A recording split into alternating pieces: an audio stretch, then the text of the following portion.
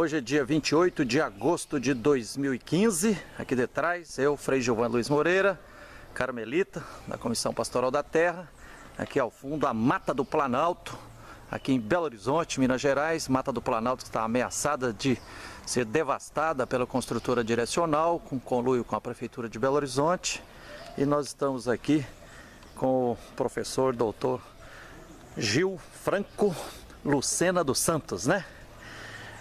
Gil Franco foi carmelita, né, frei, depois tornou doutor em filosofia, professor da Universidade Federal de João Pessoa, né, da Paraíba, né? Gil Franco está aqui em Belo Horizonte participando de um simpósio sobre Edith Stein na Universidade Federal de Minas Gerais, né? Exatamente, é o terceiro simpósio internacional Edith Stein, né? Nós fizemos um primeiro simpósio em 2009, em Fortaleza, o segundo simpósio foi em 2013 em Salvador e agora estamos realizando o terceiro simpósio aqui em Belo Horizonte, na expectativa de, quem sabe, fazer o quarto em João Pessoa. Gil Franco, então vamos aproveitar essa oportunidade rara e preciosa, que é a sua presença aqui junto conosco em Belo Horizonte, aqui na Casa dos Carmelitas, no bairro do Planalto, em Belo Horizonte, né? Se apresente um pouquinho e por que você, na prática, se tornou um apaixonado por Edith Stein, né? Essa doutora em filosofia, carmelita, e que foi desassassinada num dos campos de concentração do nazismo. Essa é uma história interessante e curiosa. Eu, quando pela primeira vez fui para um encontro vocacional entre os carmelitas, em 93... Isso na província carmelitana do Nordeste, né? Exatamente. Lá no convento de Camusim, no quarto que eu entrei, tinha um santinho, uma imagenzinha, e tinha lá, Beata Edith Stein. Eu digo, quem é essa? Nunca tinha ouvido falar de Edith Stein. Eu sei que desde esse momento, até o momento posterior, que Edith Stein sempre me acompanha, não é? E eu, na curiosidade de saber quem era ela, já na filosofia, ouvi falar que ela tinha escritos filosóficos. E na graduação tomei nas mãos Ser Feliz de Ser Eterno, em 96. Naquela época já escrevi então uma resenha a esse livro que tinha sido publicado em 96 no México, e uma tradução do livro. E a partir disso eu tive muito entusiasmo de estudar os escritos de Edith Stein, porque ela também tinha feito uma discussão crítica com o pensamento de Martin Heidegger, que é outro filósofo importante do século XX.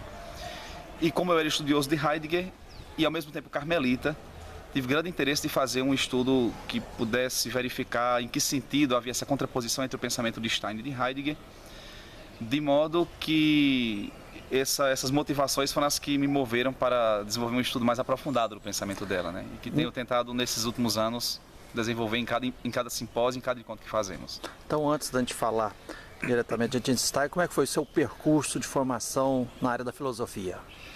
Eu fiz graduação em filosofia na Universidade Federal de Pernambuco, comecei isso em 98, a graduação. Minha intenção inicial era estudar filosofia da ciência, em termos de especialização, mas acabei que no pensamento heideggeriano tomei conhecimento da hermenêutica heideggeriana do pensamento antigo. E eu, através do CEBIC, desde 1900... Que é o Centro de Estudos Bíblicos, né? Exatamente, que lá em Patos eu participava já desde 1991, por aí. Era muito entusiasmado com os estudos de Carlos Mestres e com a hermenêutica bíblica. E aí me entusiasmei muito em estudar Heidegger em vista da hermenêutica. Fiz depois um mestrado tentando buscar os fundamentos da hermenêutica filosófica a partir de Ser e Tempo. Onde foi o mestrado? O mestrado também foi na Federal de Pernambuco. Com base nesse estudo, depois publiquei um livrinho pela Loyola, intitulado Hermenêutica Bíblica, o Melhor Tempo e História na Hermenêutica Bíblica, né, cuja intenção era tentar pensar fundamentos filosóficos e teológicos da hermenêutica bíblica de Carlos Mestres. E depois eu fiz um doutorado, também ainda ligado à hermenêutica, mas agora com a intenção de entender de que maneira o conceito de tempo como kairos em Aristóteles teria sido interpretado por Heidegger e apropriado no pensamento da filosofia existencial dele, né? Foi isso que eu desenvolvi no doutorado. Em qual universidade? Aí foi, o doutorado era interinstitucional, então ele englobava a Universidade Federal da Paraíba, do Rio Grande do Norte e de Pernambuco. Eu tive aulas nas três universidades, mas então depois eu fui diplomado pela Federal da Paraíba. E atualmente você é professor no Departamento de Filosofia da Universidade Federal da Paraíba. Isso, em João Pessoa. Depois de 6 anos na Bahia, em Amargosa, na Federal do Recôncavo da Bahia, agora já 6 meses na Federal da Paraíba. Gilfranco, então apresenta assim as primeiras linhas de uma biografia de Edith Stein, para quem a conhece pouco ou não a conhece. Então, Edith Stein era foi uma judia, não é, que é muito estudiosa e muito entusiasmada com a psicologia e os estudos em psicologia, que ela teria feito antes de 1916, descobriu que havia um tipo de pensamento e um método de investigação do psiquismo feito filosoficamente de maneira muito profunda pela fenomenologia de Edmund Husserl. E ela descobre que o Husserl tem um círculo de fenomenólogos em Göttingen e procura esse círculo de fenomenólogos para desenvolver os seus estudos de doutorado lá em Göttingen, na Alemanha. Ela escreve, então, Husserl fica muito admirado com a perspicácia dela nos estudos de fenomenologia. Então o filósofo Husserl foi o orientador do doutorado dela. Exatamente. E então ela escreve, ela redige a sua tese de doutorado a respeito do conceito de empatia, sobre o problema da empatia, né? A empatia sendo justamente aquele sentimento que nos torna capazes de compreender o que se constitui, né, nas vivências alheias, né? Não no sentido de apreendê-las, porque aquilo que se constitui como uma vivência do outro não pode ser aprendido objetivamente, mas através do que nós compreendemos a nossa própria vivência, então podemos compreender a vivência do outro. De modo que ela fez um estudo desse sentimento empático, e a partir desses estudos defende o doutorado dela, ela consegue summa cum laude nesse trabalho e se torna a primeira assistente de Husserl. Trabalhou junto a Husserl, organizando os manuscritos de Husserl, por exemplo, o livro Ideias 2 de Husserl, que é muito conhecido, foi por ela organizado. O livro sobre a fenomenologia da consciência interna do tempo foi por ela também editado. Enfim, ela se tornou assistente de Husserl e desenvolve também um trabalho fenomenológico à luz do método husserliano. E através desse método ela escreve 2 outros trabalhos que são muito importantes no pensamento filosófico da primeira fase inicial, né? O primeiro chama-se Contribuições para uma Fundamentação da Psicologia e das Ciências do Espírito, escrito em 2 partes. Na primeira parte ela tinha por objetivo entender o conceito da causalidade psíquica e como não somente a causalidade psíquica atua nas decisões, nas ações humanas, mas também as motivações como elemento racional e livre no ser humano, né, que supera o determinismo psicofísico. Numa segunda parte do texto, ela escreve um outro trabalho chamado Indivíduo e Comunidade, no qual ela pretende entender como é que se articula essa interação entre indivíduo e comunidade, que se torna base para uma última investigação dessa primeira fase, em que ela pretende investigar o Estado. Ela faz uma investigação sobre o Estado, justamente com base na relação entre indivíduo e comunidade, e como a partir daí um povo se constitui e o Estado se organiza como sociedade. Então, eu acho muito interessante nesse trabalho de Stein, que é um trabalho de filosofia política, fundamentalmente, o cuidado que ela tem de nos fazer entender a importância da comunidade na constituição dos povos e a relatividade funcionalista da vida social e do próprio Estado, né? E, ao mesmo tempo aí joga uma crise importante de ser pensada, que a gente nunca pode perder de vista. E ao mesmo tempo já atenta para os processos de massificação. A crítica séria que ela faz à massificação é o que a gente pode encontrar também nesses trabalhos. Então essa é a primeira fase de investigação filosófica da vida dela. Isso aí nós estamos mais ou menos na década de 20 do século XX? A gente, veja, começamos em 16, quando ela escreve o doutorado. Ela escreve em 19 esse segundo tratado, que seria Contribuições para uma Fundamentação da Psicologia e das Ciências do Espírito. E em 19 ela escreve esse tratado com vistas a se tornar uma tese de livre docência, para que ela possa encontrar uma cátedra na universidade.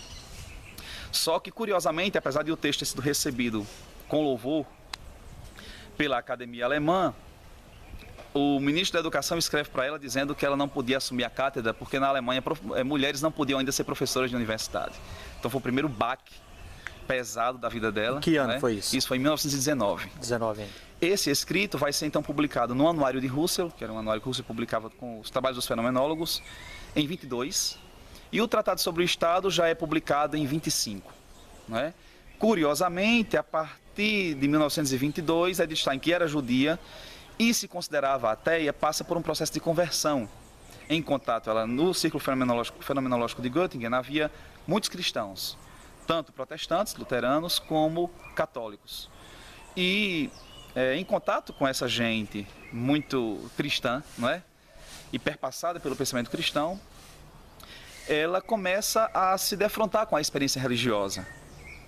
Tanto a experiência religiosa alheia, como aquela que também de alguma maneira começava a se mover nela própria, né? De modo que em 22 ela se converte ao cristianismo e se batiza como cristã. E passa um período nessa década de 20 a então fazer um estudo mais aprofundado do pensamento cristão. Ela é apresentada por Max Scheler ao pensamento de Tomás de Aquino. Max Scheler era outro grande fenomenólogo da escola de Russell, né?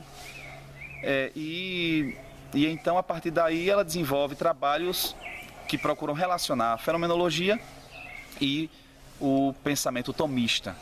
Ela fez uma tradução do De Veritate, de Santo Tomás de Aquino, e publicou também, escreveu um diálogo muito bonito para a festa de aniversário de 75 anos de Russell, né? Que foi em 1929. Ela preparou um diálogo teatral, de um encontro entre Tomás de Aquino e Russell, né? Em que um conversa com o outro sobre o conceito de intuição, né?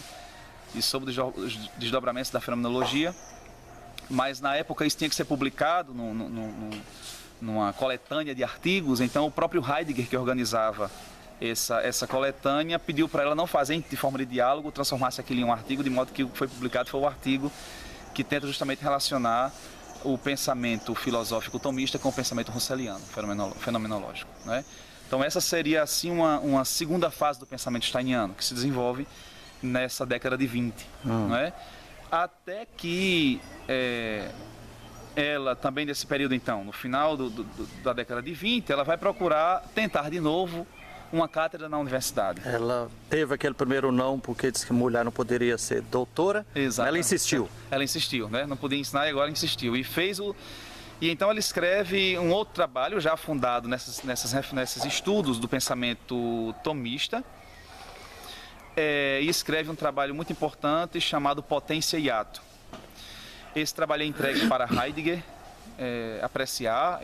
Ela mesma conta em carta a Roman Ingarden, que também era membro do Círculo Fenomenológico de Göttingen, e pede a Heidegger que o aprecie. Ela conta a Ingarden que Heidegger teria lido o texto com muito afinco, teria gostado muito do texto e conversaram por mais de 2 horas. Né? Uma conversa que ela disse foi muito enriquecedora para os trabalhos que ela desenvolveu depois. Não é?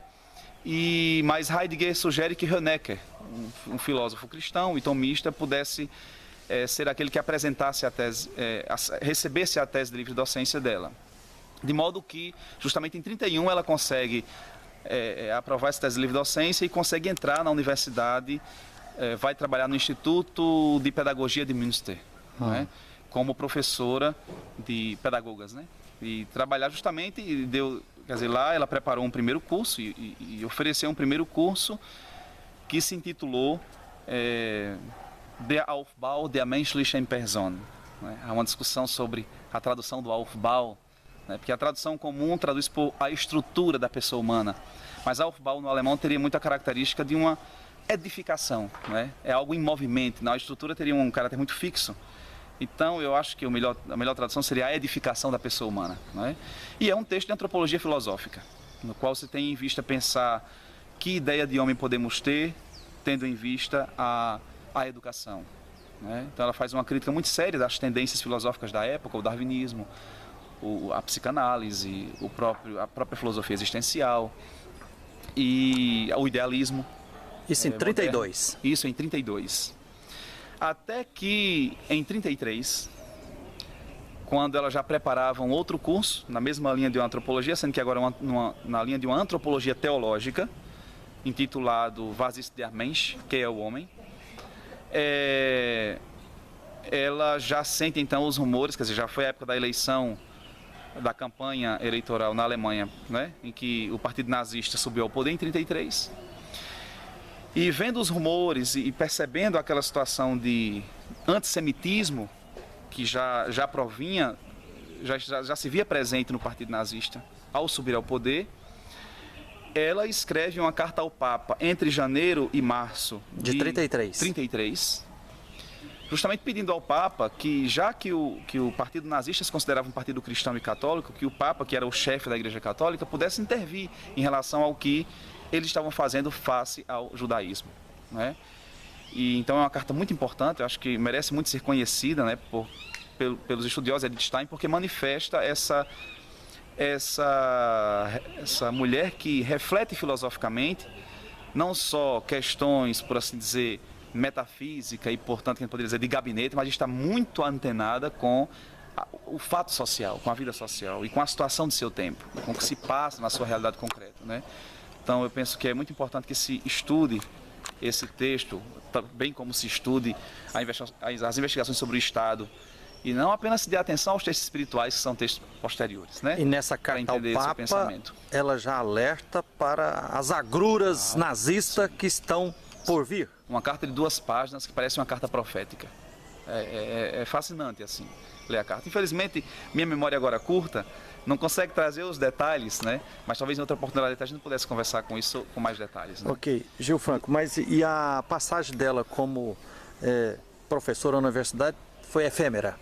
Efêmera porque justamente quando ela vai dar o curso sobre antropologia teológica em abril, o Partido Nazista tinha acabado de subir ao poder. E ao chegar na universidade, ela é chamada pela direção e é dispensada do seu serviço de professora. Em 33? Em 33.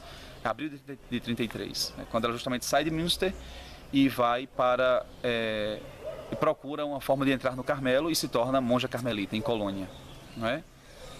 Até que, bom, enfim, em Colônia ela escreve um outro livro muito importante, que um dos livros mais importantes dela, do ponto de vista de uma grande síntese do seu pensamento, né, tanto na perspectiva propriamente filosófica e fenomenológica, como do ponto de vista da interação com o pensamento cristão e a teologia cristã e a própria mística, que se chama Ser Finito e Ser Eterno. É uma grande confrontação com o ser e tempo de Martin Heidegger, que à época fez também um grande, vamos dizer assim, foi um livro fundamental para toda uma geração de filósofos, né, que desde a década de 20 até contemporaneamente não se tornou mais filósofo sem acesso a esse livro, né? Ela também se impactou muito com o trabalho de Heidegger e, tendo percebido no pensamento heideggeriano e na filosofia existencial uma certa tendência nihilista, ela então propõe não uma mera colocação ou recolocação da questão do sentido do ser, mas a tarefa de uma ascensão ao sentido do ser. Então, Ser Finito e Ser Eterno é a tentativa de responder à questão do ser, levando em conta a finitude do ser humano e a sua abertura para essa dimensão infinita do ser que é o próprio Deus, né? Então, aí você vai perceber já em Edith Stein não só essa íntima relação com o pensamento filosófico e com a tradição filosófica, né? Um texto muito sério do ponto de vista filosófico, porque, inclusive do ponto de vista exegético e filológico, né? Ela tem o 4º capítulo de Ser Finito e Ser Eterno, é um tratado de ontologia a respeito da questão do conceito de substância e de essência, entre mais de Aquino e Aristóteles, né? Além de que o 5º é um belo tratado sobre os transcendentais, né? Que é um tópico importantíssimo da tradição filosófica metafísica, né? Então ali você vai encontrar um conjunto de reflexões extremamente importantes para pensar a própria filosofia na sua história, né? E o sentido dessa filosofia contemporaneamente. E aí ela entra numa fase muito mais, também mais aberta ao pensamento místico, né? Que a partir de 36 vai ser, por assim dizer, o foco da sua reflexão. Entre os vários textos que daí para frente ela vai produzindo está o Ciência da Cruz. Exatamente, que é um texto já de 42, foi escrito sob encomenda, né, para a comemoração do 4º centenário de São João da Cruz. E nesse texto, esse texto fica incompleto. Ela já estava em Este, na Holanda, fugida das perseguições nazistas, mas infelizmente o nazismo invade a Holanda e em 42, né, tal como aconteceu com Tito Brandsma, eles invadem o convento de Este e levam Edith Stein e sua irmã para os campos de concentração de Auschwitz, Isso aí, onde ela é morta na câmara de gás. quando? Em 9 de agosto de 1942. Quer dizer, tem-se dúvida se foi 7 ou 8 de agosto. Se 42. consagrou 9, mas de 42. E ela foi assassinada, então, no campo de concentração de Auschwitz. De Auschwitz. Ainda tem mais umas 2 partes, ele ficou inacabado. Tem uma grande primeira parte, que é uma análise dos textos de João da Cruz, né? E eu poderia dizer uma reflexão fenomenológica e mística do pensamento de São João da Cruz. Mas essa obra fica inacabada, apesar de que a parte existente é extremamente importante, inclusive para a compreensão do pensamento de João da Cruz. Gil Franco, dá para dizer assim que então, Edith Stein teve dificuldade de se tornar professora na universidade, foi a primeira ou uma das primeiras mulheres a se tornarem doutoras e ter acesso a uma cátedra na universidade alemã. Com certeza, exatamente. Então, também uma feminista. É uma feminista. E era uma mulher, inclusive, tentou escreveu sobre isso, né? Sobre o papel da mulher na sociedade daquela época. Né? Gil Franco, será que Edith Stein foi levada para a Câmara de Gás nazista mais por ser mulher judia ou pelo pensamento filosófico, essa carta ao Papa já assim denunciando que o nazismo seria uma tragédia? Isso é claro ou são esses vários fatores? Eu não teria muitos elementos no momento para advogar em favor de uma possibilidade ou de outra, né? Eu penso que certamente as posições que ela tomava, ela era uma mulher muito honesta e muito verdadeira em sala de aula, nos escritos, né? Então, certamente, quer dizer, uma mulher assim, naquele contexto, ela tinha tudo para ser perseguida também pelo que dizia, também pelo que escrevia, né? Eu apenas não tenho elementos muito concretos por não conhecer o detalhe por não ter, enfim, estudado no detalhe essa história da perseguição a ela e dos motivos que levaram os nazistas a entrarem no mosteiro de Este, o mosteiro carmelita de Este. Se foi só apenas o hábito, a rotina, né? A rotina da Gestapo, que, de certo modo, ao que parece, né? Era uma rotina da Gestapo, invadir os países, invadir os locais e já ali aprisionar os judeus e, enfim, encaminhar para os campos de concentração. Isso tornou um hábito na Alemanha e fazia parte da rotina da Gestapo. Então não sei se foi apenas mais um momento de rotina da Gestapo ou se também não já foi um encaminhamento que partia das lutas que a própria Stein já travou, não é? Enquanto professora, enquanto acadêmica na Alemanha e que certamente gente da Gestapo que conhecia a sua índole e o seu perfil antinazista, né, pode também ter ido a Este já sabendo que ela estava lá, mas eu confesso que eu não tenho os elementos específicos para afirmar essas coisas, né? Eu acho que precisaria fazer um estudo mais específico a respeito disso. Ok. Gil Franco, assim, como professor de filosofia, inclusive sobre Edith Stein, sobre literatura em português, de textos de Edith Stein ou sobre ela, quais assim que você, para quem quer conhecê-la mais de perto, aprofundar, o que você sugere? Rapaz, olha, nós publicamos, por exemplo, desse evento que temos realizado desde 2009, nós temos publicado... Do simpósio. Do simpósio, exatamente. Nós temos publicado na revista Kairos, que é de fácil acesso, inclusive pela internet. A revista Kairos é uma revista da Faculdade Católica de Fortaleza, que foi quem primeiro realizou o simpósio, e publicou os anais do primeiro simpósio. Lá você encontra muitos artigos que refletem não só sobre a vida de Edith Stein, como também sobre o pensamento dela, o pensamento filosófico e o pensamento educativo e místico. Então, para encontrar na internet o Kairos com K ou revista Kairos com K, K-A-I-R-O-S. Certo? Então é simples de encontrar. E publicamos também o livro do segundo simpósio, né? Com os anais. O livro chama-se Edith Stein, a pessoa humana... Edith Stein, a pessoa humana na filosofia e nas ciências humanas. Esse é o título, né, do livro. Foi publicado pela Fonte Editorial e se consegue também encontrar esse livro nas editoras. Foi organizado pelo professor Moisés Rocha Farias e por mim, né? Então é um livro que também não é difícil de encontrar nas livrarias e que se pode, através desse livro, aprender muitos desses elementos do pensamento dela e um pouco também da sua própria experiência de vida, não é? E tem-se, naturalmente, contemporaneamente tem-se havido um grande entusiasmo de estudos em Edith Stein, e há vários livros nessa direção, não é? Existe um livro da professora Mariana Cusano, não é? Em torno da antropologia e da educação em Edith Stein, não é? É um livro também importante que eu recomendaria. Existe um trabalho que foi feito pelo professor Francesco Alfieri, que é um professor italiano que tem acompanhado a gente nesses eventos e dado também palestras e minicursos. É um livro também sobre a pessoa humana e a questão do indivíduo, né, que tem um prefácio do professor Juvenal Savian, que é inclusive medievalista, muito conhecido como professor de filosofia no Brasil, pesquisador em filosofia no Brasil. E das traduções, existem poucas traduções de Stein no Brasil, né?